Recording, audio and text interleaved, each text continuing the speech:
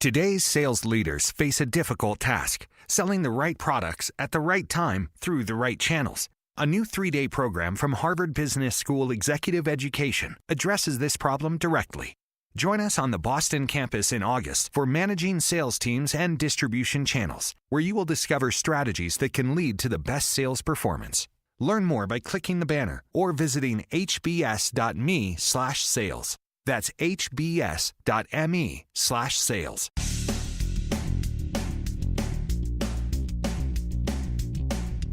This is No BS Job Search Advice Radio, episode 1121. I'm Jeff Altman, the Big Game Hunter, and I'm the host for this show. I have been for all those episodes before. And today's show answers one of those tough interview questions. Actually, it's not a tough interview question. What it is, it's a question from someone who was listening to my show at one point. And they asked, why does every employer ask a question that's on my resume that could be answered there? Hope you find this helpful. Please give it 5 stars in iTunes or Stitcher. It does help other people discover the show. And Skillshare. Are you taking my classes on Skillshare? If you sign up for a premium membership on Skillshare using the links in the show notes, you'll be able to get 2 months free rather than just the 1 month that the website offers. Again, Skillshare.com using the link in the show notes. Now, let's get going. And the question I received was, why does every employer ask about my current salary during a job interview? Now, I want to give employers and recruiters a certain benefit of the doubt, but there's a second reason that doesn't deserve the benefit of the doubt. The one that does is it's a time saver for everyone. After all, and I'm just going to pick ridiculous numbers. If you say you're looking for 180 and a position is paying 130, why would they want to continue interviewing you if there's no reason that there's no way that the two of you could come together, because they're not going to pay as much as you're currently earning. Another reason is around salary expectations. Every organization likes to get a benchmark for where a person is and what they're looking for. So they'll say, so what are you making? I'm making 130. How much are you looking for? 180. Boing. And this is the one where it's a lot less about you and more about them. You see, institutions have guidelines, which really are rules, not guidelines, but they call them guidelines, about the percentage increases that they'll offer someone. Now, I know there are exceptions in the way of firms and how they conduct themselves, but most large and mid-sized organizations work with percentage increases. Now, it makes a certain amount of sense in non-sales roles. After all, if you're at a manager level and they're interviewing you for director level, you don't really have the experience, but you want to be paid as a director. So their thinking becomes, okay, he'll compromise on salary so that they can get the experience, and then we'll up he or she later on. So, there's that non-subtle thing. The real one is the latter. It's about control. It's about being in a situation where they get a sense of what you're currently earning and whether your expectations are realistic and whether they can fit into their guidelines, not because of any altruism. It's a control thing that organizations do.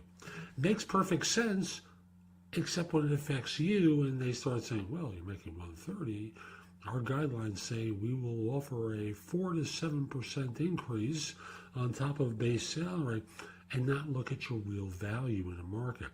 That's where you ultimately have the choice as to whether or not you accept the offer. They may have a 4 to 7% guideline, but your value is, just simply saying 160. Hold out. Find an organization that will pay you properly. Your goal is not to sell cheap, but to sell value, because trust me, there comes at a time where regardless of whether you're cheap or expensive, they're going to look around the room and go, okay, we got to cut some heads. We got to lay off some people. Okay, him. And what you're being paid will only help you because you'll be able to bank some more money. So that's today's show. I hope you found it helpful. If you did, here are a few ways to engage with me. First of all, I just want to start by saying that I no longer do recruiting. I coach people to perform at a high level. So again, I no longer do recruiting.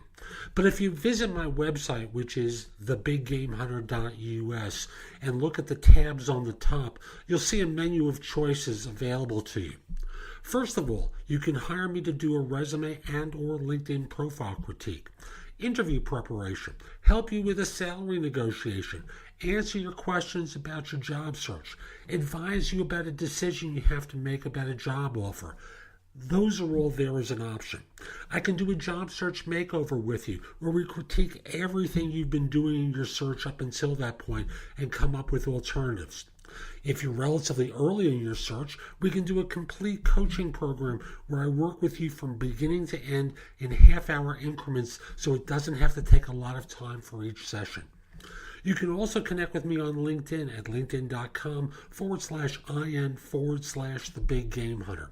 Mention that you listen to the show because I love hearing from folks who like it and are interested in my help. Again, linkedin.com/IN/the-big-game-hunter. You can take my classes on Skillshare too and become a premium member for 99 cents for the first few months. I have a link in the show notes. Just follow that link, sign up, take my classes. Lastly, I want to mention to you, you can find a lot of information at thebiggamehunter.us, and at times it may seem like it's too much. So you can look at the best of my material at jobsearchcoachinghq.com, where I've curated information that you can watch, listen to, or read to help you find work more quickly. Again, that's jobsearchcoachinghq.com. I'll be back tomorrow with more, and in the meantime, I hope you have a great day. Take care.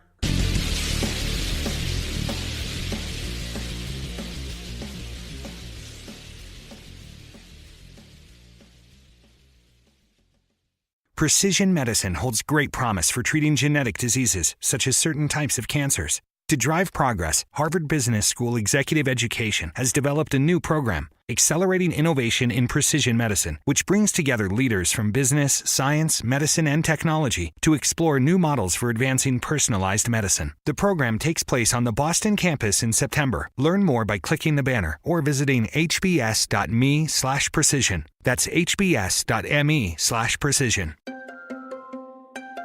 Panera now delivers, so you can order good, clean food right to your office, or door, or porch, or backyard, or front yard, or apartment, or dorm, or castle, or shop, or worksite, or wherever Panera delivers. For lunch, dinner, and everywhere in between. Click the banner to order or visit PaneraBread.com. Participating locations only. Panera. Food as it should be.